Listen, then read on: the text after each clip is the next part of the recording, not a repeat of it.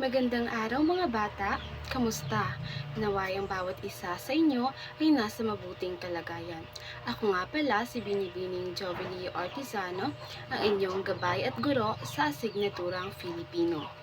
Handa na ba kayong matuto? Kung handa na kayo, halina tuklasin natin ang tamang pagbigkas ng ponemang patinig at katinig. Tayo ay magsisimula sa mga patinig. Alam niyo ba kung ilang titik o ilang letra ang mayroon sa patinig? Tama! Tayo ay mayroong 5 patinig. Sa bawat pagbigkas ko ng mga ponema ay magbibigay ako ng mga bagay na nagsisimula sa letrang aking babanggitin. Kasunod nito, ang pagpapakita ko ng mga larawan ng bagay na aking binanggit upang magsilbing gabay ninyo. Handa na ba kayong makinig at sabayan ako? Kung handa na, ay magsisimula na tayo. Ang letrang A ay mayroong tunog na A. Isa pa nga, sabay natin bigkasin ang tunog nito. A. Alkansya. Magaling. Ang letrang E naman ay mayroong tunog na E. Isa pa nga, sabayan niyo ko. Imbudo, mahusay. Ang letrang I naman ay mayroong tunog na I. Isa pa nga, I.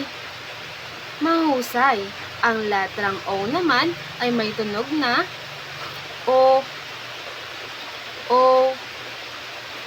Sige nga, parinig ako. O. Magaling. Orasan. Ang letrang U naman ay mayroong tunog na U.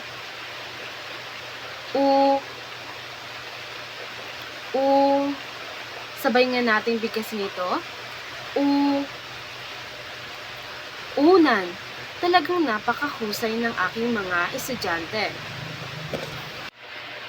Ngayon ay dadako naman tayo sa pagtuklas ng tamang pagbigkas ng ponemang katinig.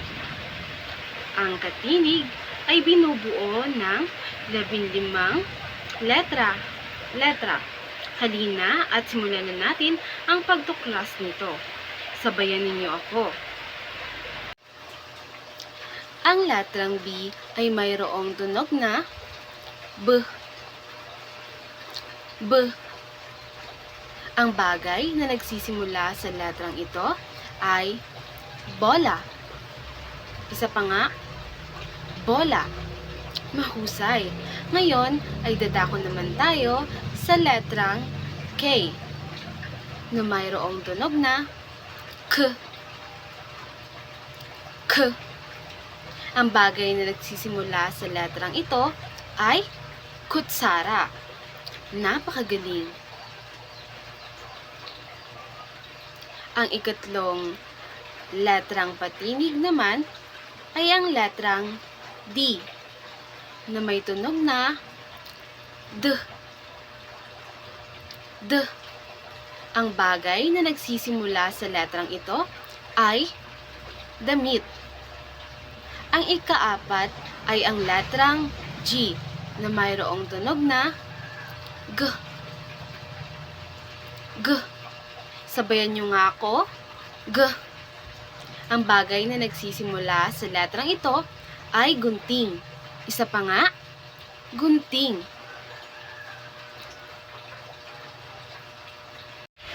Susunod naman ay ang letrang H na mayroong tunog na sabayan niyo nga ako. Ang bagay na nagsisimula sa letrang ito ay hikaw. Isa pa nga, hikaw. Susunod naman ay ang letrang L na mayroong tunog na L. Sabayan niyo nga ako. L. Ang bagay na nagsisimula sa letrang ito ay lapis. Isa pa nga, lapis.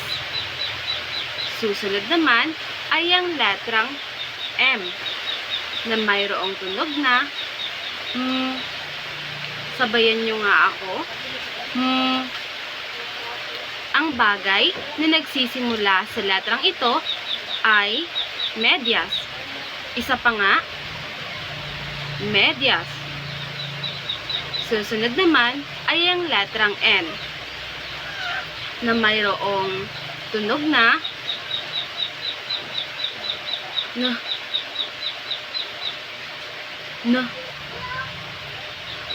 Ang bagay na nagsisimula sa letrang ito ay niyog. Isa pa nga, niyog. Susunod naman ay ang letrang NG na mayroong tunog na ng. Sabayan nyo nga ako. Ng.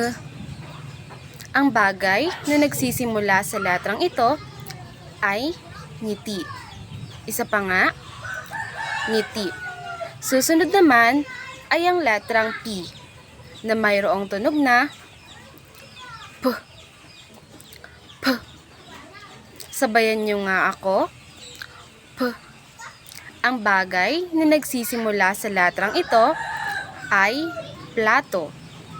Isa pa nga, plato. Susunod naman ay ang letrang R na mayroong tunog na R. Sabayan nyo nga ako. R. Ang bagay na nagsisimula sa letrang ito ay radyo. Isa pa nga, radyo. Susunod naman ay ang letrang S na mayroong tunog na S. Ang bagay na nagsisimula sa letrang ito ay salamin. Isa pa nga, salamin. Susunod naman ay ang letrang T na mayroong tunog na T. Sabayan nyo nga ako. T. Ang bagay na nagsisimula sa letrang ito ay tinidor. Susunod naman ay ang letrang W na mayroong tunog na W.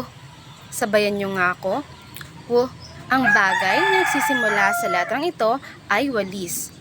Susunod naman ay ang letrang Y na mayroong tunog na U. Sabayan nyo nga ako. U. Ang bagay na nagsisimula sa letrang ito ay yoyo. Isa pa nga, yoyo.